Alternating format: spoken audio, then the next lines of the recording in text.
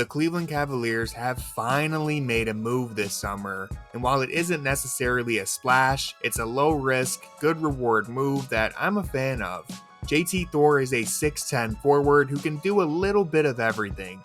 And I mean that literally, he can only do a little bit of everything, and that's been his problem in the NBA so far. Thor doesn't exactly have a specialty or a specific skill set that makes him stand out. He's just a tall, athletic player with enough ball handling and shooting touch to make him interesting. Thor was the 37th pick in the 2021 NBA draft, going to the Charlotte Hornets, where he would play just 12 minutes per game across 3 seasons. He was never really able to make an impact at the NBA level, although I'm always willing to give a little bit of grace to players like Thor who are drafted by lottery teams, because sometimes these really raw, untapped prospects just take a few years to figure things out on their own, and when you're on a bad team that gives you an opportunity to play a whole bunch, then all of your flaws as a prospect are really going to stand out. So I'm not saying that to dismiss Thor's 3 NBA seasons. He certainly was not a great player by any means, but there's some reason to talk yourself back into him.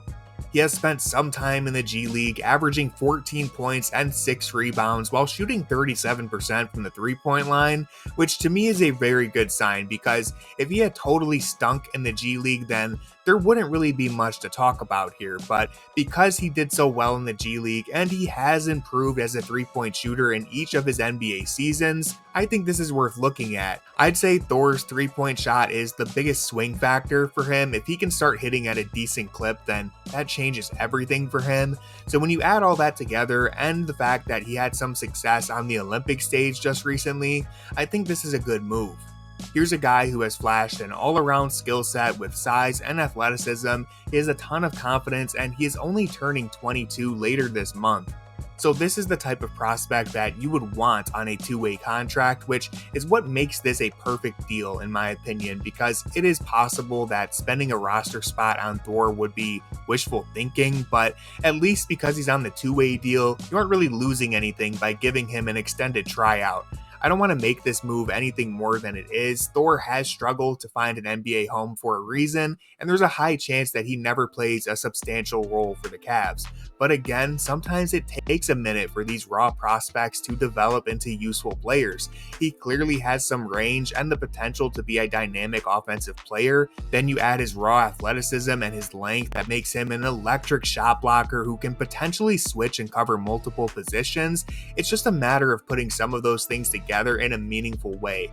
That's the low risk reward that I'm talking about with this 2-way contract, because it won't burn the Cavs if it doesn't pan out. And since the front office really has little room to work with in terms of improving the roster without giving up a member of the core, then landing a winner in someone like Thor, or even their late first-round draft pick Jalen Tyson, is the Cavs' best chance at polishing this roster. So overall, I would say this was a great move, even if it doesn't pan out. But feel free to let me know in the comments what you think about JT Thor. Does this move mean anything to you, or are you feeling a little more pessimistic and frustrated with the Cavs this summer? If you enjoyed the video and you want to support the channel, then all you have to do is hit subscribe and drop a like. I truly appreciate it, and with all that being said, go Cavs!